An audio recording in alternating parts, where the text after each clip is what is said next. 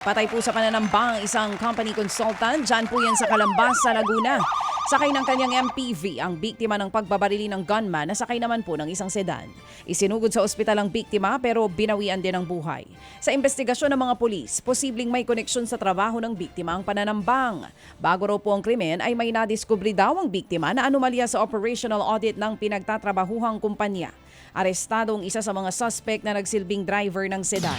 Tinutugis naman po ang kasamahan na gunman. Iniimbestigahan pa kung may iba pang mastermind sa krimen. Samantala, tinambangan po naman ng riding in tandem ang isang lalaki sa Rodriguez, Rizal. Wala na pong buhay ang biktima ng mandatnan sa barangay San Jose. 5 tama po ng bala ang tinamo ng biktima. Blanco pa rin po ang pamilya sa kung ano ang motibo o sino ang nasa likod ng pamamaril. Ayon po naman sa mga pulis, isa sa tinitignan pong anggulo ang dating pagkakakulong ng biktima ng dahil sa illegal na droga. Patay po ang isang padre de pamilya habang sugatan ng menor de edad na anak ng barilin sa Talisay City, Cebu. Sa kuha ng CCTV, kita po ang pagpasok ng salarin sa isang daanan. Makalipas nga ang ilang saglit, makikita siyang muli na tila po natatarantang tumatakbo. Hindi na nakita sa video pero pumasok pala po ang salarin sa isang computer shop at doon binaril ang mga biktima. Dead on the spot ang 50 anyos na lalaking biktima. Habang nagpapagaling sa ospital ang 15 anyos na dalagitang anak nito.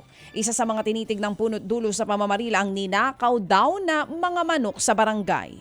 Pinagbibintangan daw kasi ang binaril na lalaki ang nasa likod ng pagnanakaw. May person of interest na daw na sinusubaybayan ng mga pulis. Samantala, sugatan po ang isang estudyante matapos pumanlaban sa isang hold-upper sa jeep sa loob sa jeepney sa Cebu City. At ayon sa investigasyon, papasok sana sa paaralan ng biktima kasama ang mga kaklase nang mangyari ang pang-hold up. Kinuha raw ng lalaki ang cellphone ng biktima kaya ito nanlaban.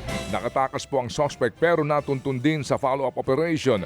Umamin ng suspect sa krimen na nagawa niya daw ito sa kagustuhan pong maisalba ang buhay ng nanay niyang nasa ICU.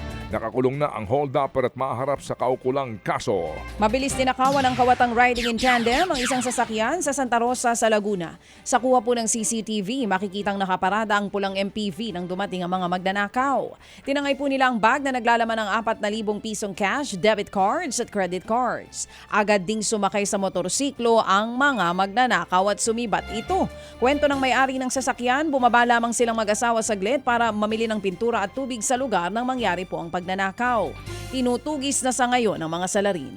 Mga kapatid, para sa iba pang mga balita at impormasyon, sundan niyo po kami sa X, Instagram, Facebook at syempre sa TikTok, True Network PH. Mag-subscribe din po kayo sa aming YouTube channel, True Network. May website din po tayo, truenetwork.ph, at pwede niyo rin po kaming mapanood sa Channel 19 ng aming True FM TV. Lagi pa rin makinig sa radyo dito po sa 105.9 True FM dahil dito, laging true sa'yo, kapatid.